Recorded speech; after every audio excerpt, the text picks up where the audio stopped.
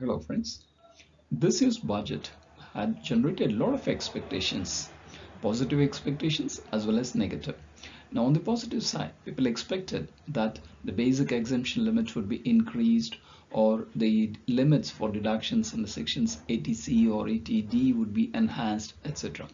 And on the negative side, there is a fear that a new tax in the form of COVID cess would be introduced. But nothing of that sort has happened. In fact, not many changes have been made in the direct tax front.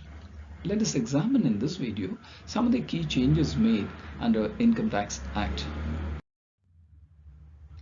To start with the positive note, now senior citizens need not file the return of income, but any benefit comes with strings attached. Now let us examine them. The finance bill says that person who has crossed 75 years or more during the relevant financial year need not file return of income. But the conditions to be satisfied are that the income consists of only pension and maybe interest on deposits with bank where pension is credited. But this bank must be a specified bank. That means it is notified on this behalf by the government of India. And the taxpayer will have to furnish a declaration to the bank, and on the basis of this declaration, bank will compute the taxpayer's income and determine the tax payable. This provision would be applicable from 1st April 2021. In order to encourage filing of returns online, it is provided that the return forms would be pre-filled. Now the data that would be pre-filled are relating to salary, interest from banks, post office, etc., or the taxes paid by the taxpayer like TDS, advance tax, etc., and also capital gains from listed securities and dividends received by the taxpayer. Section 80 EEA provided for deduction up to 1,50,000 rupees on interest paid for housing loan. Now the finance bill says that the period of borrowal is extended up to 31st March 2022. Of course, other conditions remain, like the stamp duty valuation of the house must be 45 lakh rupees or less, and the buyer must be a first time buyer. That means he should not own any other house as on the date of sanction of the loan. Under Income Tax Act, proceeds from unit linked insurance plan was exempt. But the current finance bill says that any ULIP issued after 1st February 2021, okay, if the premium exceeds 2.5 lakh rupees in a year, of course, except when it was received on account of death, then the proceeds would be taxable as income from capital gain. Similarly, any interest accrued on the balance in the Provident Fund was exempt under Section 10 of Income Tax Act.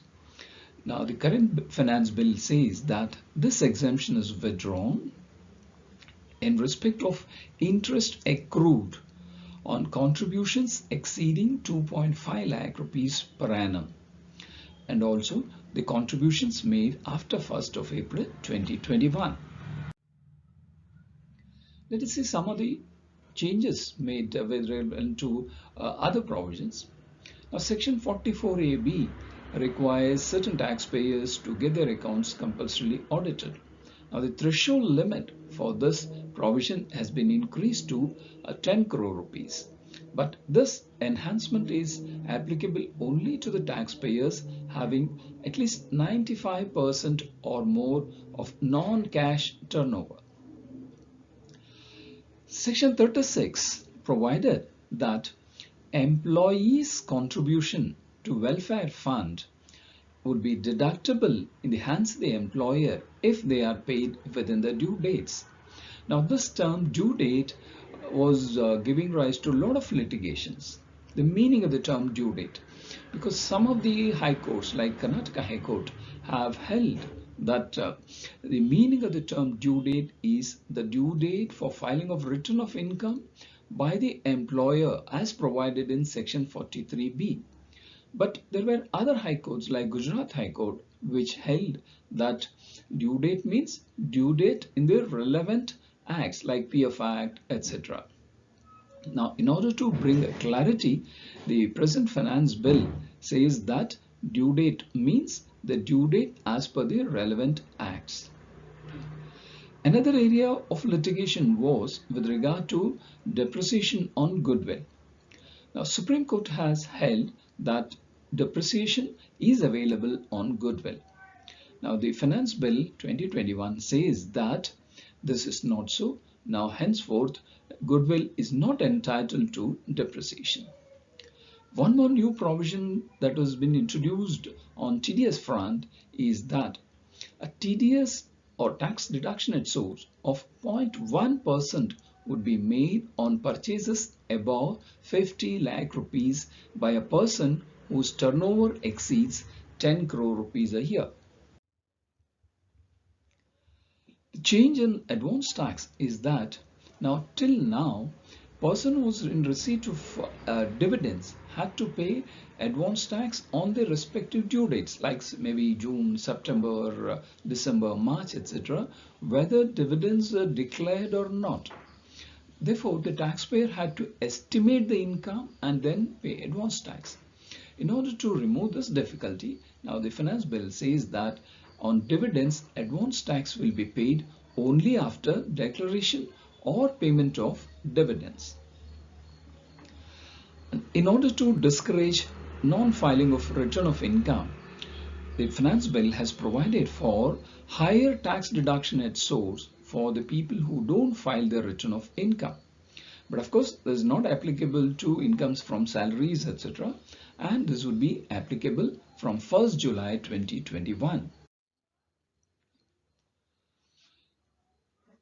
On several fronts, the time limits available have been reduced. Now for filing of returns like belated returns or revised returns. Now for belated returns, time limit has reduced by 3 months and revised returns will now have to be filed within 3 months. Okay. Similarly, the processing of return, the time limit again is reduced by 3 months.